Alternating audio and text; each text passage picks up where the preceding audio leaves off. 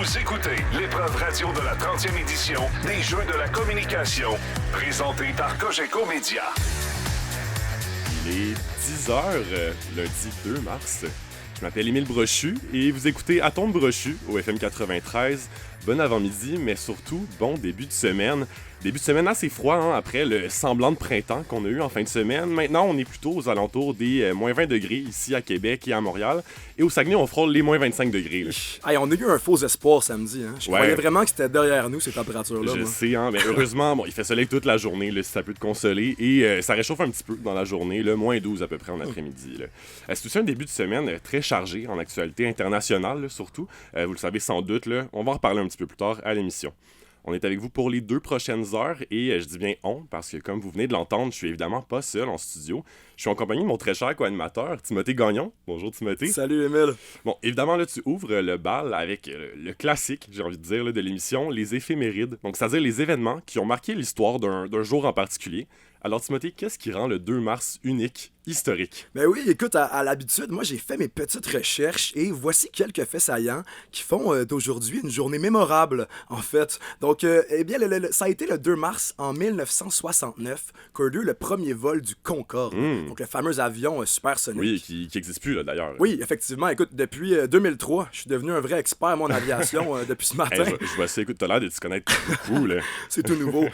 Ensuite, si on remonte un peu plus loin, le 2 mars en 1942, c'est Luc Plamondon qui est né, donc un des grands pionniers là, de la musique québécoise, qui a entre autres travaillé sur Starmania et Notre-Dame de Paris. 2 grands classiques, là. Ça y fait un bon CV quand même Ben là, oui, ces 2 pièces-là. Et là, le dernier et non le moindre, aujourd'hui aux États-Unis, c'est le Banana Cream Pie Day. Écoute, Okay. la journée de la tarte à la banane et à la crème. Pour vrai, je sais pas pour vous, mais j'avais jamais entendu parler de ce dessert-là. Là, j'ai vraiment appris son existence ce matin. Écoute, tu viens de m'apprendre l'existence de la tarte à la banane et à la crème. Moi, il y a 2 choses qui me viennent en tête là, en ce moment. Déjà, pourquoi en faire une journée officielle? Oui. Est-ce que c'était nécessaire? Je sais pas ce qu'on célèbre en ce moment, vraiment. Ben, c'est ça, on mange de la tarte. Deuxièmement, je suis un petit peu déçu que t'en aies pas apporté ce matin. Ah. J'aurais aimé ça goûter. Là. Hey, si seulement j'avais été un peu plus investi. Mais je le prends en note pour l'an prochain, sincèrement. Mets ça à l'agenda. Là. J'espère, je m'attends à ma tarte. Cela dit, là, maintenant qu'on en sait plus sur ce qui a rendu le 2 mars si unique dans l'histoire, ben, il y a quand même des choses qui le rendent unique aujourd'hui. Timothée, là, toi, tu t'es penché sur les nouvelles inquiétudes des chercheurs concernant les réglementations d'âge sur les réseaux sociaux? Ben oui, ça, on a pris connaissance ce matin de la demande d'un moratoire sur la vérification de l'âge en ligne. Donc, ça fait jaser, c'est très polarisant. Et on lit vos avis sur le sujet un peu plus tard à l'émission. D'ailleurs, là, j'en profite juste pour mentionner, la messagerie texte en ce moment ne fonctionne pas. C'est vrai. On ne sait pas pourquoi exactement, mais si vous voulez discuter avec nous, ça va se passer sur Instagram, là, exceptionnellement pour aujourd'hui. Notre équipe règle ça dans les plus brefs délais. Tout à fait. Ben, j'ai hâte de t'entendre là-dessus, Timothée. Oui. Puis là, on vient d'apprendre là, maintenant une grosse nouvelle de la part de Bernard Drinville qui dit vouloir quitter la vie politique. Dans quelques instants, notre journaliste Kim Martin va venir nous rejoindre en studio pour Grosse nous en nouvelle. parler. Très grosse nouvelle. Vraiment, là. Et un petit peu plus tard à l'émission, on va recevoir Elisabeth Fortin, coordonnatrice aux communications pour Moisson Québec. Et là, évidemment, on peut ne pas traiter de ce qui se passe plutôt en Iran depuis cette fin de semaine. Là, il y a beaucoup de gens qui sont inquiets. À 10h30, on va prendre le temps de décortiquer la situation en Iran là, avec Aurélie Campana, professeure de sciences politiques à l'Université Laval. On vous a demandé là, d'ailleurs sur Instagram de nous envoyer vos questions, vos inquiétudes là, par rapport à la situation. Mais d'abord, moi, j'ai envie de vous partager une nouvelle qui a attiré mon attention ce matin. Le gouvernement du Québec se fait poursuivre pour son service Carnet Santé Québec.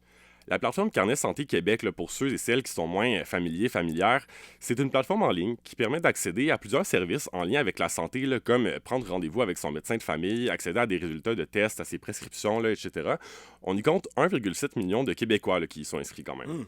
Jusqu'ici, tout va bien. Une plateforme numérique créée par le gouvernement, je vois pas comment ça pourrait mal se passer. Beau clin d'œil. Mais blague à part, là, depuis sa création en 2018, Carnet Santé Québec a connu son lot de problèmes là, quand même. Des bugs informatiques, évidemment, mais aussi des erreurs dans les dossiers, des intrusions même dans les dossiers de patients sans raison valable, et j'en passe. Mais maintenant, le problème avec Carnet Santé Québec, c'est que, et c'est ça qui a été critiqué là, par les regroupements de patients, c'est que oui, la plateforme permet d'avoir accès aux résultats de tests, de prélèvements, ce qui est super, là, je leur enlève pas ça, mais elle ne permet pas de les obtenir dans l'immédiat. J'explique, là, en fait, le patient a accès aux résultats sur la plateforme 30 jours après que ça ait été transmis au médecin. Et ce délai-là, qui est problématique, là, justement, les gens veulent obtenir des résultats plus rapidement. Et donc, aujourd'hui, on apprend qu'un citoyen poursuit le gouvernement parce que, selon lui, le délai va à l'encontre de la Charte des droits et libertés et entrave l'autonomie des patients. Ah ouais. Et là, le ministère de la Santé là, se défend sa décision, en fait, en disant que c'est pour empêcher, justement, là, qu'une personne apprenne une nouvelle comme une maladie grave via le carnet de santé, donc pour éviter de générer de l'angoisse chez les patients. Donc là, je te résume, on a une information sur soi, information qui peut potentiellement déterminer le restant de ta vie. Et non seulement on a l'information, on a aussi une plateforme qui permet de te la communiquer, mais on décide volontairement de t'empêcher d'y avoir accès avant un certain temps. Je veux dire, c'est un petit peu ridicule, là. Puis de savoir que le résultat est là, mais qu'on te donne tout simplement pas accès, ben pour moi, c'est tout aussi angoissant, là, à mon avis. Dans un sens, le sort est déjà scellé, alors pourquoi ne pas simplement le communiquer immédiatement? Mais oui, mais là, t'oublies quand même que les gens, c'est pas des experts en santé non plus, là. Et c'est vrai que ça peut créer de l'angoisse quand même, là. Okay, Faut leur donner. Fait que toi, tu laisserais ça comme ça? Tu préférais attendre de rencontrer ton médecin et ou un délai de 30 jours avant d'avoir tes résultats? Ça va être... Mais moi, je pense que oui, Ok. honnêtement. C'est des professionnels de la santé, après. Je sais pas, c'est eux qui sont les mieux outillés pour interpréter ces résultats-là. C'est clair, mais je veux dire, en ce moment, c'est pas non plus comme si les médecins étaient les personnes les plus faciles d'accès, là. Non. Ça prend du temps avant de pouvoir rencontrer un médecin. Encore là, si c'était rapide et facile d'obtenir un rendez-vous avec son médecin de famille, ou même, devrais-je dire, d'avoir un médecin de famille tout court, hein, là, je te l'accorde, on laisse le professionnel s'en charger. C'est certain que c'est la meilleure manière d'apprendre la nouvelle. Mais là, 30 jours, je trouve qu'on pousse le bouchon un peu trop loin, honnêtement, là. Mais c'est vrai que 30 jours, c'est peut-être un peu beaucoup. Ouais. Je te le donne, je te le donne. Mhm. Et là, la directrice générale de Coalition Priorité Cancer, Eva Villalba, a qualifié le système de santé de paternaliste.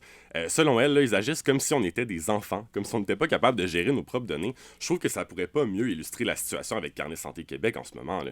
Et d'ailleurs, elle rajoute, et je trouve ça très intéressant, là, c'est que les gens qui ont des maladies chroniques, ben, c'est eux les vrais experts de leurs conditions. C'est eux qui vivent avec à tous les jours, ils savent gérer leur santé, ils en ont même l'habitude. Oui, mais tu penses pas que ça devrait être du cas par cas, justement? Tu sais, selon la situation de la personne, l'importance peut-être du résultat. Tu sais, des gens qui connaissent bien leurs conditions, OK, ils n'ont pas nécessairement besoin d'en discuter avec un médecin à chaque fois, mais selon moi, c'est crucial de consulter un professionnel de la santé. Peut-être, mais je veux dire, peu importe le résultat qu'on attend, 30 jours, c'est beaucoup trop, là. Même certains sous-ministres ont proposé de revoir le délai. Là, pour les résultats de laboratoire, on l'abolirait, donc tout simplement, et on le réduirait à 7 jours pour tout ce qui concerne la pathologie, la cytologie et l'imagerie. Et d'ailleurs, la Fédération des médecins omnipraticiens du Québec s'opposerait pas à ce que les patients obtiennent leurs résultats sans délai. Donc c'est quand même considérable là, qu'ils s'expriment là-dessus, qu'ils soient pas contre. Alors moi, j'ai une autre proposition et qui me paraît assez évidente. Je veux dire, peut-être qu'on pourrait tout simplement demander aux patients est-ce qu'il veut ses résultats immédiatement ou est-ce qu'il préfère attendre de voir son médecin pour en discuter? Je pense que c'est du cas par cas, oui, pour le type de résultat dont il est question, mais aussi pour les patients et qu'est-ce qu'eux, ils préfèrent. Après tout, là, je pense qu'on est assez autonome pour décider de ce qu'on veut faire de notre propre santé. Puis c'est une information qui n'est pas toujours joyeuse, de toute façon, les informations en lien avec la santé. Là. C'est rare, je te le concède. Tu m'as convaincu quand même. Solide argumentaire, M. Brochu. Merci beaucoup. Je suis content d'avoir fini par te convaincre. Bon, maintenant, mais on reste toujours dans le provincial là, parce qu'on vient d'avoir une nouvelle de dernière heure. Comme je l'ai dit plus tôt, Bernard Drinville a annoncé aujourd'hui qu'il allait quitter la vie politique après son mandat. C'est une nouvelle à laquelle je pense personne s'y attendait vraiment. Et là, je suis en compagnie de notre journaliste Kim Martin qui a assisté à la conférence de presse à Québec. Kim, en prenant cette décision, Bernard Drinville renonce aussi à la course à la chefferie. Là. Donc, il laisse la voie libre à Christine Fréchette. Hein? En effet, Émile, et tu le dis, c'est une nouvelle que personne ne vu venir. Non seulement Bernard Drinville quitte la vie politique et la course à la chefferie, mais il a même affirmé avec certitude que Christine Fréchette serait capable d'engendrer un changement au sein de la CAQ. Quelque chose que lui aussi voulait faire. On l'a vu dans les dernières semaines, pendant sa campagne électorale, il était pour une clause grand-père en lien avec le PEC, alors que la CAQ s'y opposait. Il était fort sur ses idées aussi. Il était pour la laïcité dans les écoles, pour le troisième lien. Bref, il avait une idée claire et qui semblait béton de comment il voulait diriger la CAQ. Oui. Pour tout le monde qui nous écoute présentement à la maison, je comprends que c'est peut-être une situation qui est encore difficile à croire. Donc, je vous laisse écouter Bernard Drinville lui-même sur le sujet. Je croyais sincèrement que le départ de François Legault allait amener la CAQ, notre belle famille politique, vers un air de changement et de nouveauté. J'y crois encore profondément à la troisième voie. Et j'en viens à la certitude que Christine peut incarner le changement, qu'elle mène une excellente campagne et qu'elle a de très forts appuis sur le terrain, comme j'en avais aussi. Mon Dieu, mais c'est surprenant quand même. J'en là, ai d'entendre pas, ça, moi non plus. honnêtement. Hey, ça c'est- sort de nulle part, là. C'est quelque chose. Là. En effet, et vous l'avez entendu, il dit « Je crois que Christine a des très forts appuis sur le terrain », ce qui est surprenant parce que lui, on le voyait dans les médias beaucoup comme étant quelqu'un qui poussait Christine Fréchette dans ses idées à avoir des opinions comme lui, il les a. Parce que quand Christine, dans les dernières semaines, elle avait des réponses qui étaient pas claires sur certains sujets, on peut penser, par exemple, au troisième lien. On lui demandait, est-ce que vous êtes pour le troisième... Ouais, pour ou contre le troisième lien? Elle savait pas trop, mais lui, il disait, il a poussé, il disait... si tu fais partie de la CAQ, c'est clair que tu es pour le troisième lien. Wow. Fait on peut comprendre là, qu'elle mettait au défi quand même. Là. Exactement. Mais là, Kim, la question qui brûle les lèvres de nos auditeurs, je pense, pourquoi est-ce qu'il a fait ce choix? Est-ce qu'on le sait? Est-ce qu'on le sait déjà? Ouais. Bien, c'est la question exactement que j'ai demandée après la conférence de presse aujourd'hui. Et la réponse était surprenante, elle aussi. L'attaché de presse de M. Drainville m'a confié que sa démission était influencée par son entourage politique et par les électeurs. OK. Parce que ce qu'on savait pas, c'est que ça faisait déjà quelques temps que Bernard Drainville sondait les gens. Il prenait le temps d'écouter ceux qui étaient en sa faveur et ceux qui étaient en faveur de Christine Fréchette. Et il a tout pris ça en considération. Et c'est ça qui a joué un rôle dans sa décision. Wow, OK, c'est quand même, je veux dire, on dira ce qu'on voudra de Bernard Drainville, c'est quand même assez humble, ouvert d'esprit. Là. Je pense qu'il y en a peu qui feraient ça en politique. Là. Surtout pour un homme avec autant de convictions. Et c'est sûr qu'on connaît pas les conversations qu'il y a eu avec les gens autour de lui, mais les statistiques parlaient pour elles-mêmes. Donc, selon la firme de sondage Palace Data, au sein des électeurs québécois, 62% d'entre eux avaient une opinion défavorable de Bernard Drainville. Quand même, 62%, c'est quand même gros. Là. Ben oui, c'est énorme. Oui, puis c'est quelque chose également qu'on pouvait constater dans les médias, plusieurs commentaires à ce sujet. Puis là, est-ce qu'il va céder sa place dans les prochains jours? Est-ce que... Non. Donc, il va attendre aux prochaines élections qui auront lieu en octobre. Il tenait énormément à terminer son mandat en tant que député dans Lévis. Il disait lui-même qu'il avait besoin de changement et qu'il souhaitait redéfinir son engagement envers le public, donc faire un changement de carrière. Il ne sait pas encore dans quoi, mais en faire un. Et en terminant sa conférence, il a voulu souligner qu'il n'avait aucun regret concernant sa carrière politique. Je sais que j'ai pas toujours fait l'unanimité, mais je suis toujours resté vrai. Droit dans mes bottes et fidèle à mes valeurs. Je suis toujours de me réintégrer avec mes principes et surtout avec ceux des citoyennes et des citoyens. Parce que quand tu es au service de tes concitoyens, c'est le service public qui doit primer par-dessus tout, même par-dessus tes croyances personnelles. C'est quand même audacieux. Là. Je veux dire, Surtout compte tenu de tout ce qu'il y avait autour de Bernard Drainville. Oui, là, il est loin de faire l'unanimité. c'est ça, là, j'en ai déjà quelques-unes en tête. Là. Il y a la laïcité mon Dieu, Ben évidemment, le troisième lien. Il y a l'environnement, oui. C'est ça, je veux dire, il n'y a pas toujours... Oui, c'est ça. Il a fait des choix qui ont fait beaucoup polémique. La laïcité, comme tu disais, la laïcité qu'au début, on parlait juste des enseignantes et les enseignants qui portaient des voiles qu'on allait bannir dans les écoles, mais lui, il a resserré la vis en disant non, ça va pas seulement être les enseignantes, ça va être tout le membre du personnel qui porte des voiles. Énorme nouvelle. Oui, vraiment. Là, merci beaucoup, Kim. On va suivre la situation de près, là, voir comment ça va se poursuivre là, à la CAQ. Merci beaucoup. Il est présentement 10h12. On prend une courte pause. Dans un instant, on reçoit Elisabeth Fortin, coordonnatrice aux communications pour Moisson Québec. À tout de suite.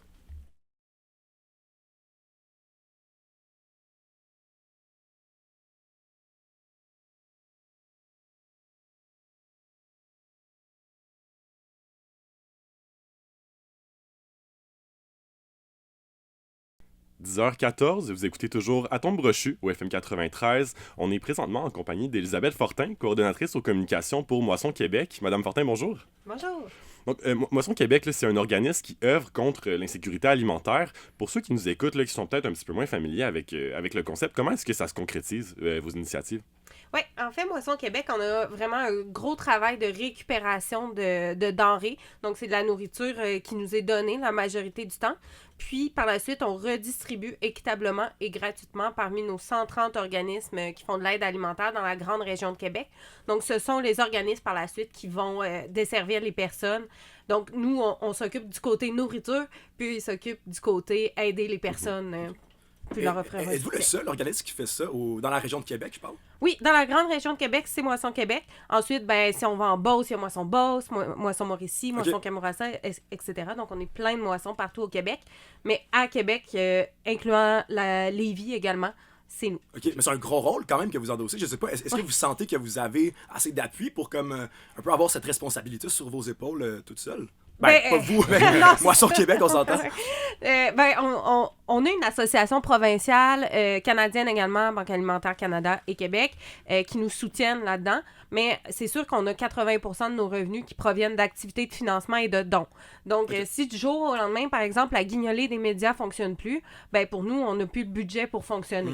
Donc, c'est sûr que c'est un petit peu stressant, surtout avec la hausse des demandes qu'on voit depuis les dernières années. Mais avec notre réseau d'organismes, là, ça se passe super bien. Les fournisseurs également qui nous font des dons de nourriture. On est bien entouré quand même. Et là, justement, là, on parle de la fréquentation des banques alimentaires qui va augmenter. On parle de 23% d'ici les 2 prochaines années. Chez Moisson Québec, là, on s'entend, comme vous l'avez dit, vous avez différents fournisseurs, des donateurs là, qui vous fournissent justement en nourriture. Avec des projections comme ça, est-ce qu'il y a une manière pour vous de vous préparer à cette augmentation? Ben oui, en fait, ça fait des années qu'on se prépare. Depuis la pandémie, on est passé de 35 000 personnes aidées. Aujourd'hui, on parle de 84 000 personnes aidées chaque mois. Donc, ça fait quand même 5-6 ans qu'on apprend à vivre avec cette augmentation-là. Mais pour nous, c'est beaucoup les organismes de proximité qui nous inquiètent, dans le sens qu'on a beau leur rajouter de la nourriture lorsqu'ils viennent chercher leurs denrées chez nous. Ben ensuite, c'est est-ce qu'ils ont suffisamment de bénévoles pour aider à la distribution? Assez de congélateurs, réfrigérateurs pour entreposer la nourriture qu'ils reçoivent. On voit vraiment que les organismes ont étiré l'élastique. Puis là, je vous dirais qu'on sent que c'est pas mal la fin de ce qu'on pouvait étirer. Là, c'est de voir à quel moment et si ça va lâcher. OK. Puis justement, puis là, avec cette espèce de pression-là, on sent qu'on tire vers la fin. Concrètement, vous, là, comment vous vivez ça? C'est quoi les défis actuels? Qu'est-ce qu'on peut faire pour éviter que ça pète dans nos mains, ça? C'est une bonne question. Pour nous, notre rôle, c'est vraiment d'aller chercher la nourriture. On veut s'assurer de continuer à aller chercher la nourriture. On est en discussion avec le gouvernement parce qu'en fait, depuis la pandémie, pour la première fois, on a des mesures d'aide exceptionnelles pour acheter des denrées au niveau de la province. Là. Donc, c'est pas Moisson Québec, mais c'est Banque alimentaire du Québec qui font les achats pour l'ensemble des moissons. Donc, c'est sûr qu'on continue le travail pour pouvoir acheter des denrées. Mais ensuite, c'est de collaborer aussi avec la ville. Tu sais, un exemple, en ce moment, la Saint-Vincent-de-Paul, Saint-Malo ont perdu leurs locaux pour faire leur distribution alimentaire. Ben là, c'est sûr qu'on est sur le comité de relocalisation, essayer de trouver des solutions. Mais un local, en plein milieu de Saint-Sauveur, en ce moment, c'est pas évident à trouver. Donc, c'est ce genre de défi-là qu'il faut juste être là pour soutenir les organismes, puis espérer pour le mieux. Fait que c'est pas nécessairement un manque de ressources alimentaires, c'est plutôt des ressources humaines, puis des locaux pour répondre à la demande qui est grandissante, là, si je comprends bien. Là. Oui. Okay. Et là, justement, pour revenir à l'insécurité alimentaire, là, c'est quelle tranche d'âge exactement qui est le plus à risque de se retrouver dans ce genre de situation-là? Est-ce qu'il y en a une en particulier?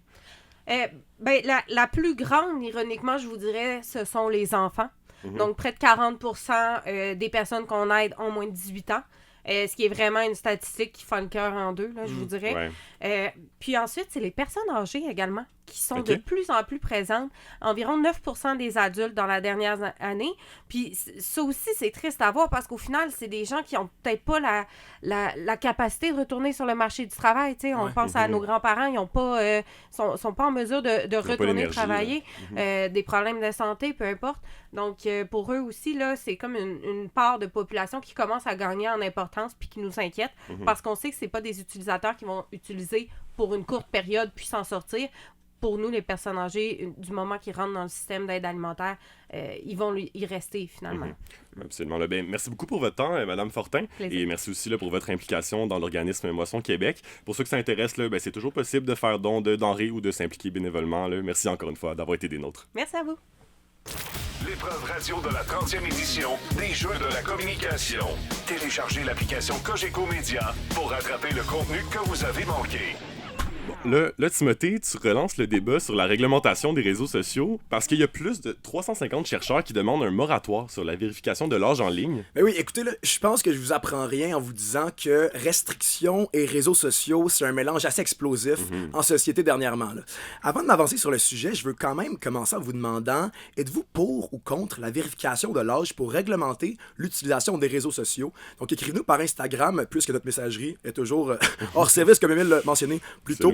Mais voilà, c'est un sujet qui fait débat, donc c'est pour ça que je vous parle de ça aujourd'hui. Je vous mets en contexte, on l'a vu avec l'Australie en fin 2025 qui a interdit l'accès aux réseaux sociaux pour les jeunes de 16 ans et moins. Bon, ça a suscité des réactions vives un peu partout dans le monde. Ensuite de ça, plusieurs pays ont voulu eux aussi mieux réglementer l'accès, là, comme la France, avec une loi qui interdit l'accès aux moins de 15 ans. Et même ici au Québec, là, on a eu plusieurs discussions en début d'année 2025 pour fixer l'âge minimal à 14-16 ans. Bref, c'est un thème qui revient beaucoup.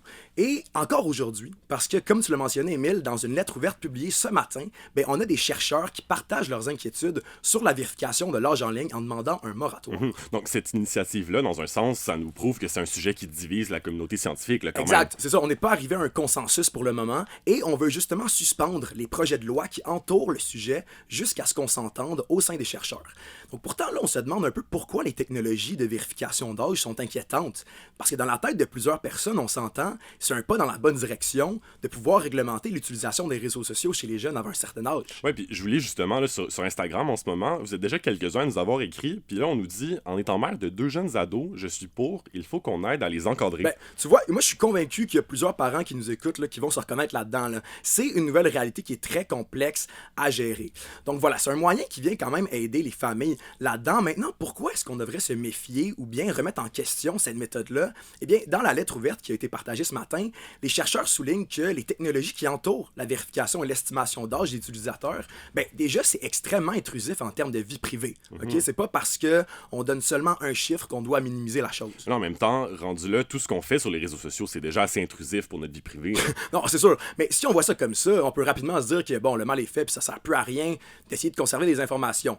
Mais bon, le point principal, je pense qu'il faut retenir, là, c'est qu'il y a déjà beaucoup de moyens qui existent pour contourner les outils de vérification d'âge. Donc le risque en mettant toutes nos énergies dans cette réglementation numérique-là, ben, c'est que les plus jeunes internautes concernés, ils se tournent vers d'autres sites ou d'autres plateformes qui sont potentiellement moins sécuritaires, on va se le dire, qui, elles, n'appliqueraient pas en fait ces mesures de contrôle. Ouais, c'est sûr que c'est pas ça qu'on veut non plus, mais en même temps, je vois pas comment est-ce qu'on peut éviter ça autrement. Ben, oui, non, c'est pas simple, on s'entend, mais les chercheurs, eux autres, ils encouragent d'explorer des solutions qui s'attaquent plus à la racine du problème, hein, en mentionnant notamment les algorithmes des réseaux sociaux. Donc, imposer des technologies qui vérifient l'âge minimal des utilisateurs, selon moi, et là, je vais peut-être pas faire l'unanimité, mais c'est comme si on repoussait le problème totalement. Mais c'est un problème en soi, là. Oui, non, mais l'utilisation chez les jeunes, oui, c'est un problème, mais les technologies qui vont vérifier l'âge, c'est pas un remède miracle, là, et c'est ça que les chercheurs avancent, ils veulent évaluer les avantages versus les risques. Je comprends, mais ça reste qu'il y a des avantages quand même. Oui, 100%. Mais c'est juste que là, de voir que tous les pays foncent vers ces mesures-là, on dirait que c'est un peu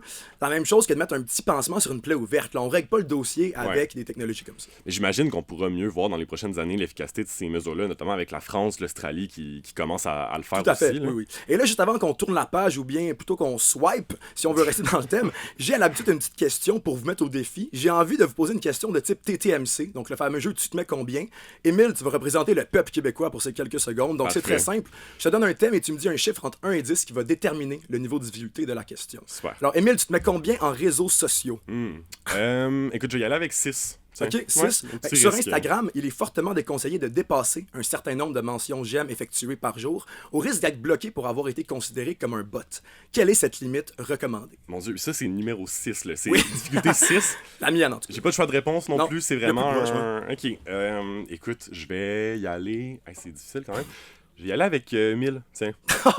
Hey, tu l'as vu à quelque part, ça se peut pas. Non, c'est 1000 la bonne c'est- réponse. Wow. Félicitations, Un Émile. génie. On finit ça sur une très belle note, bravo. Un Bravo à génie des toi. réseaux sociaux. 10h25, on prend une courte pause. Au retour, l'Iran, quelles conséquences pour nous au Canada? On en discute avec Aurélie Campana. À tout de suite. L'épreuve radio de la 30e édition des Jeux de la communication. Présentée par Cogeco Média. On revient dans un instant.